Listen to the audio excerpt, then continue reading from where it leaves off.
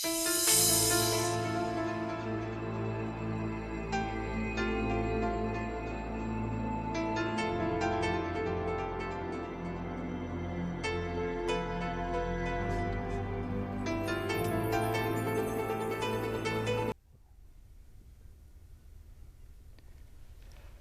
evening and welcome to The Right Side, the show where we talk about today's news, views, and trends from an admittedly conservative perspective.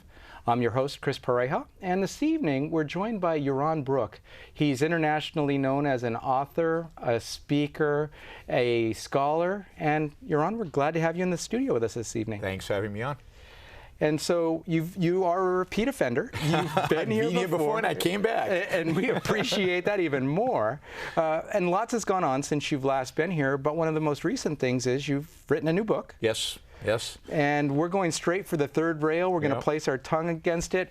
Here in the Bay Area, it's all about equality. Yeah. But your book is even entitled, Equal is Unfair, Blasphemer. What does that mean? But that's really the issue, right? The Valley is the opposite of being all about equality, right? Everybody's trying to get rich and rich big and rich fast. What are all these startups trying to do? There's no money involved. There's no wealth effect involved, right? Quite the contrary. What you have in the Valley is a spirit of freedom, a spirit of liberty, a spirit of going out there, making the most for yourself.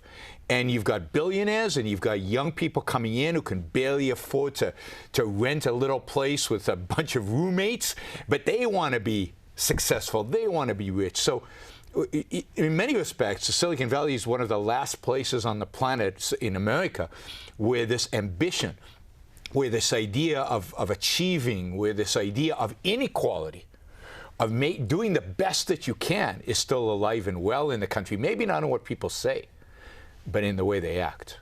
It's interesting that you say that because here we are in the land of Bernie Sanders supporters and everything else. You've got young entrepreneurs who are starting businesses and they're saying, we want Bernie. How do you justify that? Do they hate themselves? In a sense, they do. In a sense, there's a certain sense of guilt that is associated with being successful today in America, and that guilt, Bernie and the left generally capitalizes on that guilt. We all trained from when we're very little to believe that to be moral, to be good, we need to sacrifice, we need to give, we need to go to Africa, enjoy borders, Doctors Without Borders or something like that. And yet, what we really want to do is come to Silicon Valley, become an entrepreneur, and make lots of money. Right. And then once we make that money, we feel guilty because we didn't go to Africa. So we support Bernie and we support Hillary and we support all the variety of causes that are supposedly, counter to the fact that we actually achieved something with our lives. Now, I take the entrepreneur any day over the guy who goes to Africa in terms of the benefit to my life, to your life, and to his own life. Look, the whole issue of inequality is a bogus issue. Who cares? Who cares about how rich the rich get? Who cares about the gap between the rich and the poor? What matters is, are people rising up? Do people have the opportunities to make their own life better? And what's beautiful about Silicon Valley is this is the land of opportunity. People have opportunities. They have opportunities because this is, again, the last industry that is relatively unregulated, that the government has, relatively speaking, left alone, so that people here can actually create wealth, they can create businesses, they can hire people, they can make their dreams come true. The American dream is alive and well, again, to some extent, in Silicon Valley. That's what it's not about the gap. If everybody's rising, if everybody's better off, who cares what the difference is between the two? Right? Well, especially if you can get people to be wealthy and then feel guilty, they can do a lot more positive for the world with actual money in their pockets than just lint and moths. See, but that's the problem. You conservatives think this way. No, you don't start doing good in the world after you make the money. Making money is what does good in the world. How do you make money? Right? This is 101. How do you make money? You make money by creating great products that people want to buy. Why do they want to buy it? Because it's going to make their life better. Where do you think Bill Gates has made the world a better place more? In Microsoft or in his philanthropy? I mean, it's not even close. At Microsoft, Bill Gates changed the world. He affected every human being on the planet. He created a platform, a software, an industry that's changed everything. Okay, so now he's curing some Malaysia in Africa. Nothing wrong with that, but he's affecting maybe a few thousand people here and there. When he ran Microsoft, that profit-seeking, horrible person, right? Right. He was changing the world for the better, every person in the world. So making money is a form of making the world a better place. Profit is a virtue. Philanthropy, charity, it's okay, nothing wrong with it. It doesn't change the world. 1 billion people, 1 billion people have come out of poverty over the last 30 years in the world. 1 billion people. We should be celebrating in the streets. How did they come out of poverty? Because of foreign aid? Because of charity? No. Because China and India freed up their markets a little bit and allowed a little bit of capitalism. And people got rich, right? The United States, when it was founded, was a third-rate colony, right? That's why the British didn't win, because they didn't really try, right? They were too busy with real powers like the French and the Spanish. We were third-rate. Within 150 years, we're the mightiest economy in the world because of philanthropy, community service, and charity? No, of course not. Entrepreneurialism. Yeah, because of businessmen. Greedy businessmen, businessmen who wanted to make money, businessmen who were working hard to make a great product that they could only sell to willing customers, and the product made those willing customers' lives better. So instead of calling the robber barons, they're the real heroes of America. The real heroes of America are businessmen who make everything in the world around us. Everything in the world around us is a product of some business, small business, medium-sized business, large business. But that's the real heroes of America, and that's what makes the world a better place. But you almost make it sound like they earned it instead of stole it all or something. Yeah, well, yes, they did. In America, we talk about making money, not taking money, not stealing money, but making money. We talk about creating wealth. Right. Now, this is why in Europe, they hate inequality. Why? Because in Europe, if you go back 300-400 years, how did people become rich? They got rich by stealing money. I mean, what are aristocrats? They're better thieves than anybody else. That's how you get a title, by stealing more money than the guy next door, right? So in Europe, it was a zero-sum game. Before capitalism, before freedom, before the revolution, there was the Industrial Revolution, the world was really a zero-sum game. If you look at income and wealth per capita for 10,000 years, it didn't change until about 1800 when it took off, until about really 1776 when it took off, right? So in Europe, they have this mentality that wealth, if you're wealthy, it means you've taken it from me, so I hate you, right? In America, we are a country that grew up during the Industrial Revolution. We're a country that grew up during the era of capitalism. So we believe that wealth is something you create, you build. It's not a zero-sum game. It's a win-win. If you're rich, you become rich by making my life better. You become rich by creating products that are helping me live my life. So we've never had that envy that is so prevalent in Europe until recently. And this is what's so evil about the whole inequality debate, is what the left is trying to do is inculcate envy into an American people that have never known envy. Right. In survey after survey, opinion poll after opinion poll, Americans always have said in the past, we don't care about inequality. We care about my opportunity, each person's opportunity. We want to be successful. We don't envy the guy across the street who's richer than us. We want to be the guy across the street, and we're going to work hard to be there. That's changing. And it's changing because of propaganda on the left as keeps pushing this idea that inequality, as Obama says, at the era of our time. You didn't build that. Pelosi just the other day said, oh, the government created the iPhone. All the technology in the iPhone is government funded. Which is a load of, plus. But it's biodegradable, I'm sure. Yes, it is biodegradable. Government created, but biodegradable, probably. Yeah. I mean, imagine what the iPhone would look.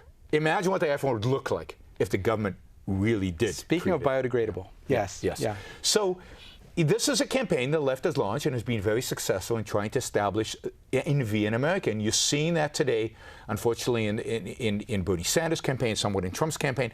But you're seeing this us versus them mentality that I think is very, very destructive, that's European and un-American, but is becoming more and more America because we're becoming more and more like Europe. So that's what the book is about.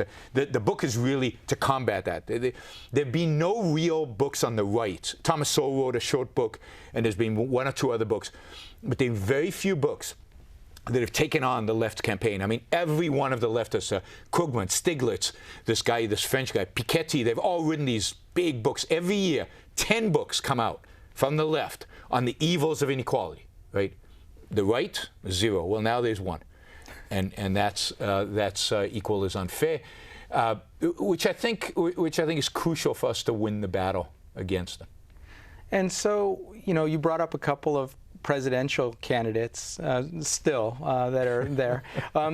So as far as this whole battle for capitalism, if that really even exists in the States anymore, which is arguably probably not the case, versus this whole leftist propaganda-driven, everything must be equal, we've got these candidates that most of the country is not excited about, but which would help to really create wealth in the going forward, or combat at least this notion that equality can be artificially created. Yeah, I don't think either one of them. I really think if we take Hillary and Trump as the candidates, I don't think either one of them. I think both are incredibly destructive to whatever's left of capitalism in this country, whatever's left of freedom in this country. They would each destroy maybe different parts of it.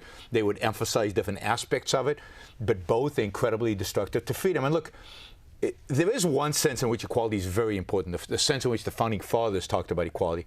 And that's equality before the law and equality of freedom, equality of rights, equality of liberty.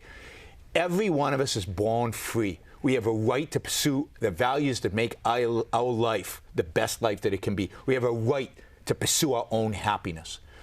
And the inequality, the people who advocate for all these inequality problems, all their solutions are always to limit our freedom and to constrain our freedom. You're all equal if you have nothing. Yes, and that's what that's what they're trying to do, because ultimately you can only be equal when you all have nothing. And look, there are real problems in America. There's problems of poverty, there's problem of no economic growth, and there's problem of cronyism.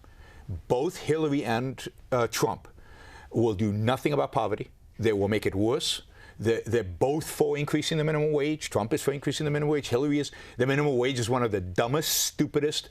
No real economist believes the minimum wage is good. It's a net drain economically, and it hurts the poorest of the poor. It hurts teenagers in inner cities the most, right, in poor neighborhoods.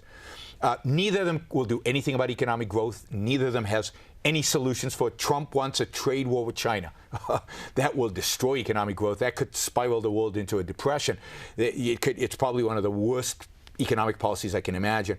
And in terms of cronyism, can you imagine a more crony pair than Hillary, who receives money, and Trump, who's been spending money their entire lives manipulating the system? Both of them are complete cronies. They're both manipulators. And they've collaborated before on this effort. And Trump has actually given Hillary, to buy favors, and he's admitted it. The one thing about Trump you have to give him credit for is he doesn't seem to be embarrassed about his cronyism, which says something about an electorate who's willing to elect somebody who says, yeah, I'm a crony, cool. That's nuts. That's so un-American. That's so against everything we believe in, and yet people are voting for him under the belief that he will end cronyism. No, he's going to make it much worse. So we've got candidates who are going to hurt the poor, hurt economic growth in the middle class, therefore, and make cronyism more prevalent in this country, not less prevalent in this country. So on every important issue, on the real problems that we face, not this inequality non-issue, both candidates are awful, and really there's a dearth of solutions out there because nobody has the courage to actually advocate for policies which America used to stand for, the policies of the Founding Fathers. Well, but I'm sure they've got to have some good attributes, like foreign policy or something, right? I mean, you said, okay, well, Trump could kick off a trade war with the rest of the world. Yeah, but I mean, I'm sure Hillary's, former Secretary of State. No, I suspect that neither one of them have any positive attributes in any area, and I would probably find myself disagreeing vehemently with both on almost everything. I'd say the only virtue that Donald Trump I can think of really has is the fact that he's not PC. I'm very pro not being PC. I'm a huge advocate of free speech. You got to say it like it is, and that speech needs to be protected no matter how offended people are. Yeah. The whole point of free speech, the whole point of a First Amendment, is to protect you from offending You're right to offend me. Remember, the United States of America was founded by a bunch of guys who offended the British. Right? Read the Declaration of Independence sometimes. It's a very offensive document if you're King George. Right. Well, but I mean, but it doesn't sound like either of them is really a big fan of the First Amendment outside of them speaking, though, either. No, neither one. I mean, Donald Trump has talked about expanding libel laws, and you can't offend him. He's allowed to offend everybody, but you can't offend him. He has a very, very thin skin. And I feel what that means when he's in the White House. And of course, Hillary Clinton is part of a leftist establishment that doesn't believe free speech is a right, that, again, you can't offend through speech. Donald Trump, people don't remember this, but after Garland, Texas, the shooting in Garland, Texas, which nobody remembers, nobody even mentioned that it was about a year ago, is a year and a month almost exactly ago, when two Muslim radicals wanted to shoot up this cartoon contest, this Muhammad cartoon contest. And right after that, Donald Trump's response and Bill O'Reilly's response and much of Fox's response, this is the right, was they asked for it. You know, stop drawing these cartoons and they'll stop shooting at you. That is defeatism. That is horrible. That is the opposite of what free speech means. I mean, the founding fathers would be horrified by a view like that. Yeah, it is interesting that people think that they have a right not to be offended. But and we're seeing that on campuses, right, with what they're calling the snowflake generation, where you can't offend anybody. They now have safe spaces where you can go hug a teddy bear. If I say something you don't like, you know, we've got sofas over there. You could go hug a teddy bear, and there's calm music going on. I mean, really? At a university where you're supposed to be challenged, you're supposed to be pushed, you're supposed to be exposed to the array of ideas. You can't offend people. Now they have trigger warnings. The curriculum now has, oh, you might be offended by this reading, so you can excuse yourself from reading it. You don't have to sit in on this class because you might find something that the professor says offensive. Well, you use words like founding fathers, and that assigns a gender role yes, to a absolutely. leadership role. You know, a lot of these things somebody is going to be offended by. And certainly if you come to one of my speeches, lots of trigger warnings. I'm going to offend a lot of different people. Equally? Probably not equally, because I don't believe in equality after all. I only believe in equality before the law. And look, the solutions to poverty, the solutions to ridiculous economic growth, and the solutions to cronyism are all the same. They're freedom. Freedom is the solution to all these problems. And yes, making money, the freedom to make money. But you know what? Some of us choose not to make money. Some of us choose to be teachers. Some of us choose professions where we know we're not, because we love it, right? The Declaration of Independence doesn't say you have the right to make money. You do, but you have a right to pursue happiness. Right.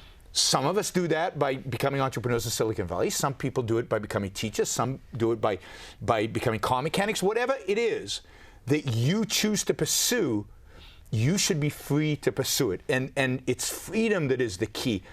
It's the liberty to say, to think, and to pursue rational values that are going to lead to your own happiness. That's what this country was the principle was founded on. And you're right, we're not capitalist anymore. We're not free anymore. Now everything's by permission. We're crony.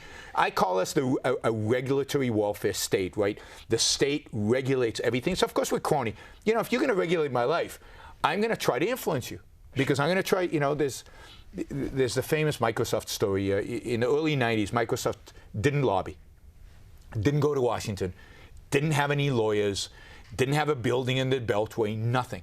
And they were brought in front of the Senate. And they were said, you better start lobbying, by a Republican, Orrin Hatch. You better start lobbying. You need to have a presence in Washington, D.C. What do you guys think you're doing? And Microsoft walked away and said, you know, you leave us alone, we'll leave you alone. We're not interested. Guess what happened 6 months later? Knock on the door. We're from the Justice Department, and we think it's wrong of you to be giving away Internet Explorer for free. So we're going to sue you. Guess what Microsoft learned from that after more than a decade in federal court? They learned from that they better lobby. So today they spend tens of millions of dollars. They've got this beautiful building about equal distance from the White House and Congress. Right there, it's beautiful glass, gorgeous building. They spend a lot of money on these politicians now. They've learned their lesson. Cronyism is a feature of statism. That's why I never say crony capitalism.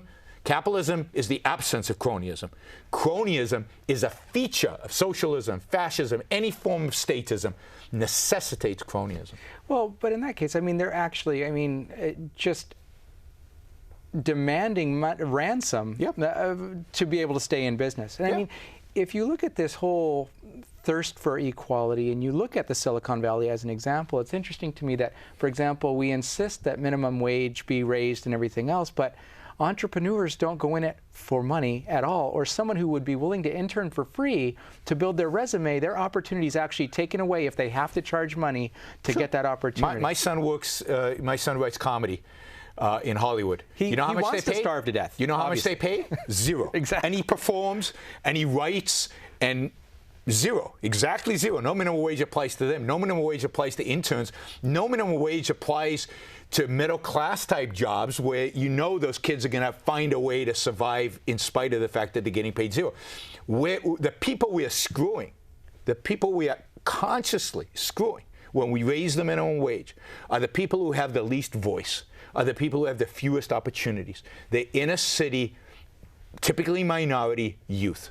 And look, the minimum wage was instituted, when it was first instituted, it was a program instituted by the unions to keep minorities out. They didn't want the labor competition. So they raised the minimum wage so they could price those people out. And it's doing the same thing today, and this is why unions support it. But it goes beyond that. I mean, recently in Oakland, they raised the minimum wage. Walmart said we can't afford to pay people anymore.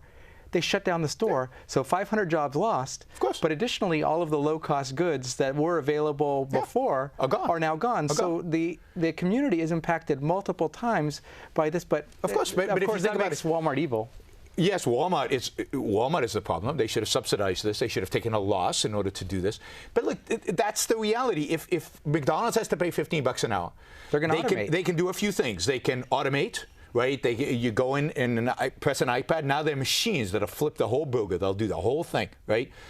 They can automate, or they can raise prices on the hamburgers. Or now, both. I know you eat at McDonald's, but I don't. Most people who eat at McDonald's are low-income people, and they're going to raise the price of McDonald's in order to pay the low-income people more. I mean, the whole thing is ludicrous and nuts. And again, it's hurting the people, but nobody cares. You see, the left doesn't care about poor people. They care about power. Yeah. They care about maintaining their position as seeming to help the poor people and maintaining control on all of us. That's what the real agenda is. And they're being very successful at it. You have to give them credit for basically winning the battle, because we're losing. Right. Those of us who believe in freedom are clearly losing in this country. Yeah, it's a shame. And if they raise the prices too much at McDonald's, entrepreneurs like me won't be able to afford to eat. So you better get an exit on that company quickly. You know, it's an inducement to make more money. Right? Yeah, exactly. So it's an incentive structure. No, it's the fact is that we have distorted. And it's not just minimum wage. It's licensing laws. In California, you need a license to shampoo hair. Right? Who does that hurt? I mean, it's not people with dirty hair. Yeah, I mean, it's not. It's hurting poor people who are trying to get a job shampooing hair. You need a license to open a nail salon. Who does that hurt? A young, entrepreneur who's trying to start a business. Instead of making it simple for people to rise up, we make it harder and harder and harder. And the more we regulate, the less businesses are going to invest, the less businesses are going to grow, the fewer jobs they're going to be. And then, surprise, surprise, we wake up one morning and the economy's not growing more than 1% a year for years. Japan's been living this for 20-something years. You'd think we'd learn something, but we learn nothing. They just haven't done it right. Yeah. And instead, we want to debate inequality. We want to debate the gap. Let's not debate the actual problems. Let's debate the gap. The gap is irrelevant. There's no economic theory, no empirical fact. There's no evidence, zero evidence that suggests that the gap has any negative consequences at all. Quite the contrary. The fact that there's a gap often incentivizes people. So appreciate you sharing and the passion with which you do it. We do have to go for now. Quickly, website so people can find you? AynRand.org, AYNRAND.org. Thanks, Yaron. My if you hold pleasure. on for just a moment, we'll be right back after a word from our underwriters, the Conservative Forum.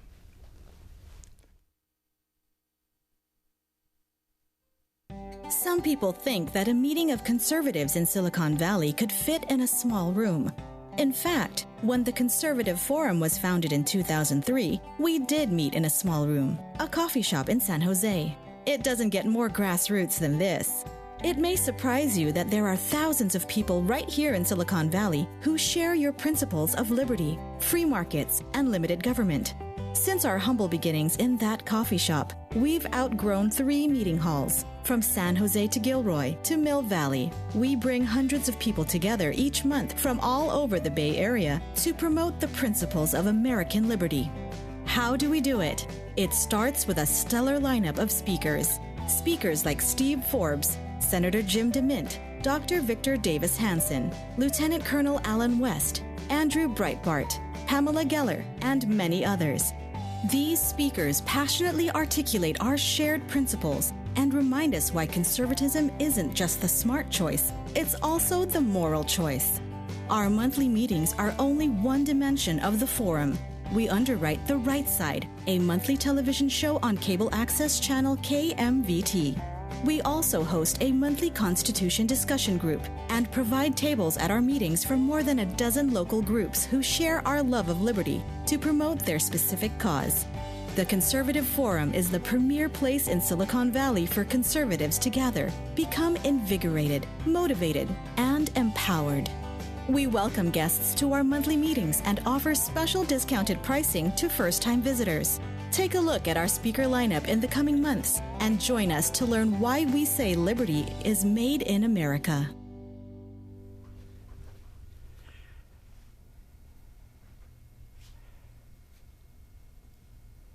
And welcome back to The Right Side. That was a word from our underwriters, the Conservative Forum.